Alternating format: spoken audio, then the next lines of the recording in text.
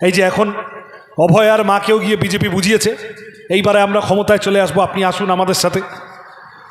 তা আমাকে মিডিয়ার লোকেরা জিজ্ঞাসা করেছিল, আমি বললাম যে অভয়ার মা, তার প্রতি সমস্ত শ্রদ্ধা আছে, সন্তানহারা মা, তাকে নিয়ে একটাও খারাপ কথা আমার বলার কোনো ধৃষ্টতা নেই। কিন্তু বিজেপির পানিহাটির প্রার্থী যদি তিনি হয়ে যান, তাহলে বিজেপির প্রার্থীকে তো ভাই জবাব দিতে হবে। হোম মিনিস্টার, দেশের স্বরাষ্ট্রমন্ত্রী অমিত শাহর সাথে এতবার দেখা করার চেষ্টা করলেন অভয়ার মা বাবা, অমিত শাহ টাইম দিল না কেন? কেন আরএসএস এর প্রধান এসে এই রাজ্যে বলে গেল যা করবে তৃণমূলের সরকার আমরা তার সাথে আছি? ওই যে আরজিকর হাসপাতালের মাথা লোকটা ছিল, অ্যারেস্ট হলো, কি নাম, কি ঘোষ, সন্দীপ ঘোষ। সে লোকটা অ্যারেস্ট হয়ে গেল, ধর্ষক, চোর, খুনি, ডাকাত। সিবিআই অ্যারেস্ট করার পরে সিবিআই তারপরে আর চার্জশিট দিতে পারলো না, জামিনও পেয়ে গেল। কেন সিবিআই মাঝপথে তদন্তটা ঝুলিয়ে দিল? কেন আরজিকরের অপরাধীরা, অত লক্ষ লক্ষ মানুষ রাস্তায় নামার পরেও এখন জেলের ভিতরে নেই? কারণ বিজেপি দেখেছিল এই আন্দোলনটা যদি আরো বাড়ে তৃণমূল বিপদে পড়ে যাবে, আমাদের তো ফায়দা হবে না, উল্টে তৃণমূল বিপদে পড়ে গেলে মাঝখান থেকে যদি সিপিএম এর লোকেরা উঠে আসে, ওরে বাবারে বাবা, থাক, তৃণমূলকে বাঁচিয়ে দিই। তার থেকে আরজিকরের ঘটনা, মানুষ খেপে গেছিলেন, লক্ষ লক্ষ মানুষ রাস্তায় নেমেছিলেন। এই লক্ষ লক্ষ মানুষ রাস্তায় নামার পর বিজেপি ঢুকে পড়লো হঠাৎ, তাদের ইচ্ছা হলো আমরাও তাহলে আন্দোলন খেলবো। তারা ঢুকলো ছবি তুলতে, বিজেপির নেতারা। তখন যারা আন্দোলন করছিল, রাত জাগছিল, তারা সবাই বলল যে না, এখানে এইসব পার্টিবাজি চলবে না। আমরা সিপিএম এর লোকেরা কিন্তু ওই রকম দাঁত কেলিয়ে মাঝখানে ঢুকে পড়তে যাইনি, ওটা মানুষের আন্দোলন, মানুষ থাকুন, কোনো দরকার হলে আমরা আছি। কিন্তু বিজেপির তর্স হয় না, বিজেপি ঝাঁপিয়ে পড়ে গেল ছবি তুলতে। তখন সাধারণ মানুষ বললেন যে তোমরা দেশের অলিম্পিকে পদকজয়ী মহিলা কুস্তিগীরদের ধর্ষণ করেছো, তোমরা উন্নাও, হাথরস, কাটুয়া করেছো, তোমরা আসারাম বাপু থেকে কুলদীপ সেঙ্গার, তোমাদের গাদা গাদা লোক ধর্ষণের অভিযোগে অভিযুক্ত। তোমরা মহিলাদের কি নজরে দেখো আমরা জানি, বিজেপি এই আন্দোলনে অ্যালাউ নয়, যাও ভাগো, ফটো। বিজেপির রাগ হয়ে গেল, আমাদের ঢুকতে দিল না। বিজেপি কি করলো? তৃণমূলের বিরুদ্ধে মানুষ রেগে আছে, লক্ষ লক্ষ লোক রাস্তায় নেমেছে, অভয়ার বিচার চাই।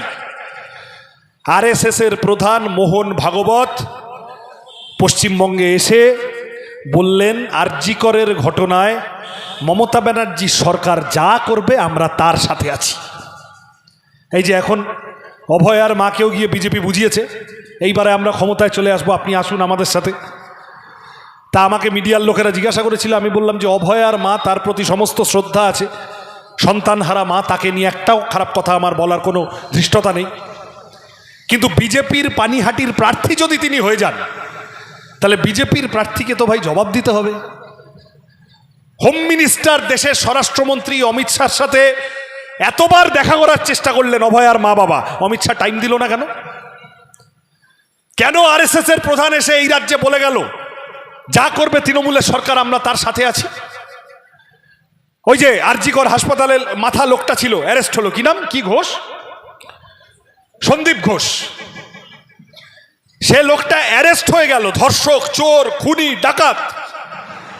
সিবিআই অ্যারেস্ট করার পরে সিবিআই তারপরে আর চার্জশিট দিতে পারলো না, জামিনও পেয়ে গেল। কেন সিবিআই মাঝপথে তদন্তটা ঝুলিয়ে দিল? কেন আরজিকরের অপরাধীরা, অত লক্ষ লক্ষ মানুষ রাস্তায় নামার পরেও এখন জেলের ভিতরে নেই? কারণ বিজেপি দেখেছিল এই আন্দোলনটা যদি আরো বাড়ে তৃণমূল বিপদে পড়ে যাবে, আমাদের তো ফায়দা হবে না, উল্টে তৃণমূল বিপদে পড়ে গেলে মাঝখান থেকে যদি সিপিএম এর লোকেরা উঠে আসে, ওরে বাবারে বাবা, থাক, তৃণমূলকে বাঁচিয়ে দিই। তার থেকে বিজেপির কাজই এটা। আপনি 26,000 লোকের চাকরি খেয়ে নিয়েছেন, আপনি মমতা ব্যানার্জি, আপনার ওপর পাবলিক খোঁচে আছে, খেপে আছে। আপনি ঘরের টাকা, আবাসের টাকা, 100 দিনের কাজের টাকা, বনসৃজনের টাকা, কয়লা, গরু, বালি, চাকরি, লটারি, শিক্ষা, স্বাস্থ্য, খাদ্য কিচ্ছু ছাড়ছেন না। এই এমন একটা দল তৃণমূল কংগ্রেস, খাটা পায়খানার টাকা অবধি ছেড়ে দিচ্ছে। ভারতে এরকম দল আপনি পাবেন না। মানুষ খেপে তৃণমূলের উপর। এইবার তৃণমূলকে শায়েস্তা করতে হবে। চুরি কেন করেছিস? বিজেপি হঠাৎ ঝাঁপিয়ে পড়লো মন্দির মসজিদ নিয়ে, বিজেপি হঠাৎ ঝাঁপিয়ে পড়লো হিন্দু মুসলমান নিয়ে। বিজেপি হঠাৎ ঝাঁপিয়ে পড়লো ভোটার লিস্ট নিয়ে। এবার মানুষের নজর ঘুরে গেল, তৃণমূল বেঁচে গেল। এবার মানুষ ছুটছে এসআইআরে, ওরে বাবা আমার নাম আছে কিনা, সব মাথা চুলকে খাটের ভেতর থেকে তলা থেকে কাগজ বের করছে, পুরনো আলমারি থেকে কাগজ বের করছে, জমির কাগজ, নামের কাগজ, জন্মের কাগজ, ওই নিয়ে হয়রানি। এবার মানুষের দৌড় শুরু হলো। আর তৃণমূল সম্পর্কে যে রাগটা তৈরি হচ্ছিল, তৃণমূল অক্সিজেন পেয়ে গেল, তৃণমূল থেকে নজর ঘুরে গেল। তখন ঠিক বলছি তো? তাহলে বিজেপি এইভাবে তৃণমূলকে বাঁচাচ্ছে তো। 2016 সালে বামফ্রন্ট একটা চেষ্টা করলো, বিজেপি ভোট কেটেছিল বলে পারল না, বামফ্রন্ট আটকে গেল, হেরে গেল। সেই 16 সালের একটা ভোট দেখে কিছু লোক পাড়ায় পাড়ায় তৈরি হলো, সিপিএমকে দিয়ে আর হবে না, সিপিএম আর পারবে না, এবারে বিজেপিতে ভোট দাও, বিজেপি দিল্লির ক্ষমতায় আছে, ওরা তৃণমূলকে টাইট দেবে। আরএসএস এর লোকেরা গুজগুজ ফুসফুস গুজগুজ ফুসফুস করতে করতে সব চায়ের দোকানে বলতে শুরু করলো, আগে রাম পরে বাম, তাই তো? তাই আগে রাম পরে বামের বড়ি কিছু লোক খেলো।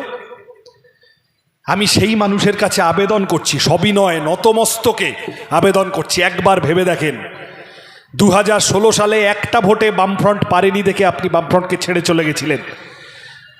2019-এর লোকসভা ভোট বিজেপি তৃণমূলকে হারাতে পেরেছে না, গোটা রাজ্য জুড়ে। 2021-এর বিধানসভা ভোট বিজেপি তৃণমূলকে হারাতে পেরেছে না, গোটা রাজ্য জুড়ে। 2022-এর পৌরসভা ভোট বিজেপি তৃণমূলকে হারাতে পেরেছে না। 2023-এর পঞ্চায়েত ভোট বিজেপি তৃণমূলকে হারাতে পেরেছে না। 2024-এর লোকসভা ভোট বিজেপি আবার ঝাঁপিয়ে পড়ল। ভোট রেজাল্ট বেরোলে দেখা গেল গোটা পশ্চিমবঙ্গে বিজেপির ভোটও কমে গেছে, সিটও কমে গেছে। তাহলে যে আপনি একটা ভোটে সিপিএম পারেনি দেখে সিপিএমকে ছেড়ে চলে গেছিলেন, তাকে বলছি অনেক হয়েছে, এবার ফিরে আসুন। 5টা ভোট হয়ে গেছে, বিজেপি তৃণমূলকে হারাতে পারছে না। লিখে রাখুন, বিজেপি কোনোদিন তৃণমূলকে হারাতে পারবে না। এই বড়ি ওরা খাইয়ে যাবে। বিজেপির দৌড়, সেই বাংলায় প্রবাদ আছে না, মোল্লার দৌড় মসজিদ অবধি। তাহলে বিজেপির দৌড় হচ্ছে 35% ভোট নিয়ে 50-60টা সিট নিয়ে সেকেন্ড হওয়া অবধি। বিজেপি জিন্দগিতে ফার্স্ট হতে পারবে না পশ্চিমবঙ্গে। খালি মুসলমান বিজেপিকে ভোট দেয় না বলে তা নয়, বাঙালি হিন্দুরও একটা বড় অংশ এটা বোঝে যে বিজেপিটা আমাদের পার্টি নয়, বিজেপি এলে দাঙ্গা হাঙ্গামা বাঁধিয়ে দেবে, বিজেপি এলে ঝামেলা হবে, তার চেয়ে বাবা যা আছে থাক।